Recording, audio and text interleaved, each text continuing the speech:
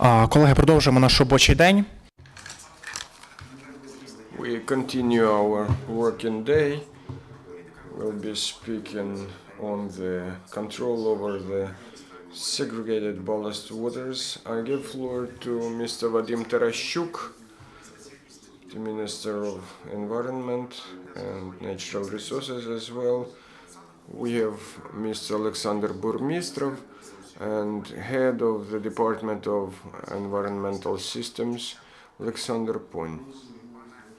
So, Mr. Vadim, the floor is yours.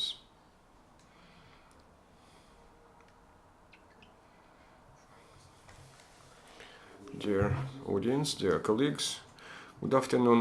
We would like to inform you on the policy of the Ministry of Ecology and Natural Resources of Ukraine on the environmental monitoring and control on the segregated ballast water. We will give you information on the novels of Ukrainian legislation in this area, and we will share our plans, the plans of our ministry, related to this. And when the briefing is over, you will have a chance to ask your questions. Briefly about the problems. Late in 2014, there was a meeting of Igor Shevchenko, representative of the Ministry of Environment, with the representatives of the marine transport companies. They discussed problems in the existing legislation. The acute challenge was recognized as the environmental issues related to the water ballast, and it was decided to study the situation and to undertake prompt steps to solve this problem. Briefly on the problems, when we studied thoroughly the situation existed, we came to a conclusion that within the entire period of the environment inspection, nobody did anything on protection of environment of Black and Azov Sea. There were only prerequisites for corruptive actions of bureaucrats in the ministry. Not a single ship was prevented from discharge of ballast waters. The procedures and protocols of sampling and acceptable limits were set up the way that it was nobody was able to control, in fact, this. Again, there was no opportunity to control over the inhabitants of Black and Azov Sea. International norms and regulations of international agreements and treaties, that is integral part of Ukrainian legislation and ratified properly, they were ignored and nobody kept them. With the view of the above, we did the following steps. Next slide, please. It was decided, first of all, to stop corruption in this area. Secondly, to harmonize the norms and regulations in controlled ballast treatment to the world acceptable practices. The first step was to introduce changes and amendments to the proper legislation, and the amendments were made to the regulation on the regulations on the activity of regional customs offices. This order introduced the notion, the definition of segregated ballast, because for a long time nobody defined what is segregated ballast. And this definition was introduced, and certain limits and limitations were made in insulated ballast at customs clearance procedures, because the lack of regulations resulted in great damage to Ukraine, as well to the foreign citizens visiting Ukraine. Besides, we understood that it is necessary not only put certain prohibition here, but that the system must be changed. The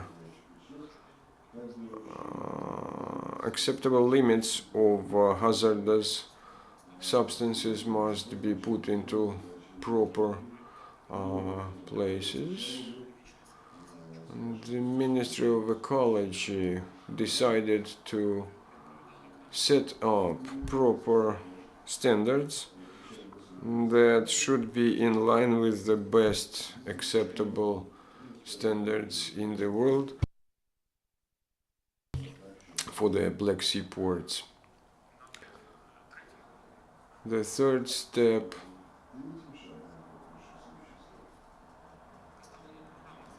was a program task of harmonizing of Ukrainian legislation with the rules and regulations of world legislation. For instance, there's a global convention on the management of sediments and ballast waters. The ministry did the first official step, a formal step, in joining this treaty. We understand that even after we join the treaty, it must be 12 months before putting this convention into force. But we started immediately to develop standards that are laid in the foundation of this convention, and these standards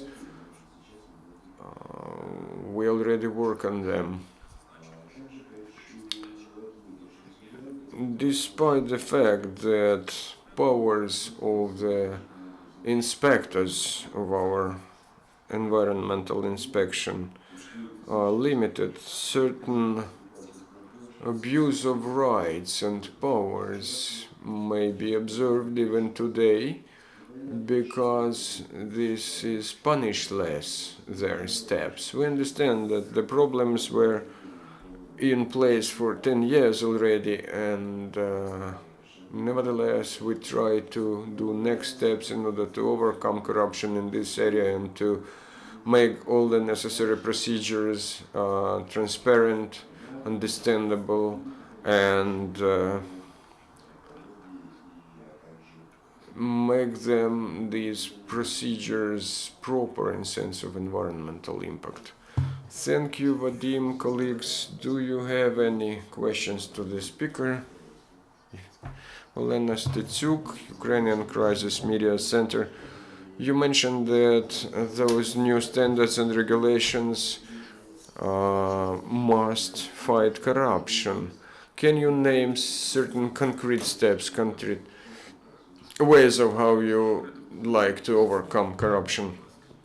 If you Google ballast waters, then you will find a lot of facts and video materials on the abuse by environmental inspections of their rights. We have a chain of criminal proceedings today related to the behavior of officials. They, for instance, understood that control over a segregated ballast must last for 3 days, but you understand how much money the transshippers and shipping companies lose in those 3 days, so they demanded for bribes in that cases.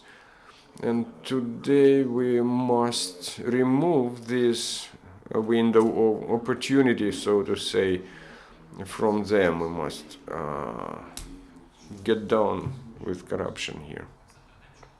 Alexander Demchenko, Ukrainian radio. You know that today we have wastes, and there are several billion dangerous wastes there, including radioactive wastes. Why in Ukraine the utilization system, or say waste incineration system, does not work in Ukraine, including segmentation? We understand that certain facilities were planned to be placed near Kiev. When this waste proceeding processes starts? And second question, tenders. Several ministries, they work on this issue. We have 300 entities working in here. Could you please excuse me? This is, I will leave my business card to you, and your questions I will deliver to my colleagues that are involved in those processes, because lately I worked only on the ballast water issue. Yes, I understand that today we have certain changes in packaging, certain situation with oil, motor oil wastes, etc. My colleagues in our ministry work on those issues, and if you leave your contacts with me, then definitely we'll contact you and give you answer to your question, because we were in the first ranks among the people who supported open e-auctions, and we have several advisors that support us to make public procurement procedures transparent. But unfortunately, I couldn't answer specifically your question, because I am involved in different type of activity. Any more questions, dear colleagues? If no more questions, thank you very much.